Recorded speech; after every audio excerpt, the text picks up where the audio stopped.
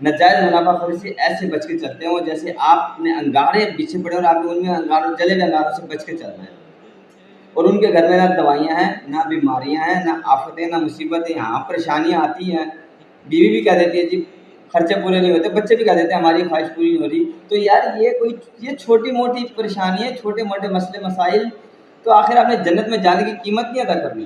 مجھے ایک بات بتائیں، کیا صحابہ کرام نے قیمت ادا نہیں کی؟ دنیا میں صحابہ کرام نے مشکلات نہیں دیکھی؟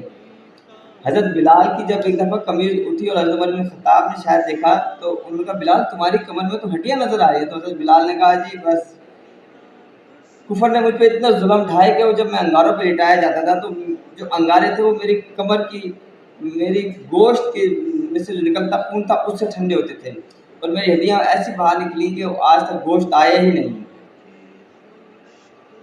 ہم تو اتنی سی بھی قیمت نہیں دے سکتے، اور ہم سے پوچھو تو ہم کہیں جنت تو سامنے دروازے کے اندر جنت ہے.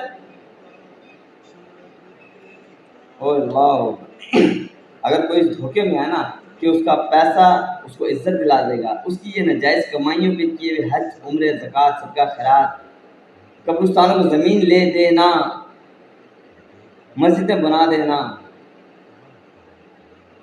صدقہ خیرات کر دینا، اگر یہ سب اس کی ناجائز کمائیوں سے قابل قبول ہے تو معذرت کے ساتھ اللہ پاک مجھے کمی پیشی معاف کر دے میری، کہ ان کمائیوں سے نا یہ چیزیں تو قبول نہیں ہیں، اللہ کی بارگاہ میں قبول نہیں.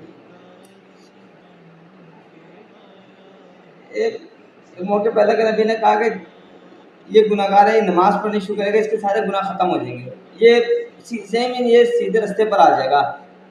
اللہ کے نبی نے یہ بتا دیا کہ نماز آپ کو گناہوں سے نکال کے سیدھے رستے پر لے آئے گی. کیا ہماری نماز ہمیں لا رہی ہے؟ کیا ہماری نماز ہمیں چغلی سے، غیبت سے، بدگمانی سے، دھوکے بازی سے، رشوت خوری سے، ملاوٹ سے، ناپ تول میں فرق سے، سود پہ پیسہ لے کے کاروبار کرنے سے، رشوت لینے دینے سے کیا روک رہی ہے؟ اگر روک نہیں رہی نا تو ہو سکتا ہے میں غلط ہوں، لیکن پھر مجھے یہ لگتا ہے کہ پھر ہماری نماز قبول بھی نہیں ہوتی، اثر نہیں ڈال رہی تو قبول نہیں. دیکھیں نا، دوائی اگر آپ کو صحت نہیں دے رہی نا، دوائی آپ کی بیماری کو اگر ختم نہیں کر رہی تو اس کا مطلب ہے دوائی آپ کی باڈی کے اندر قبول بھی نہیں ہو رہی.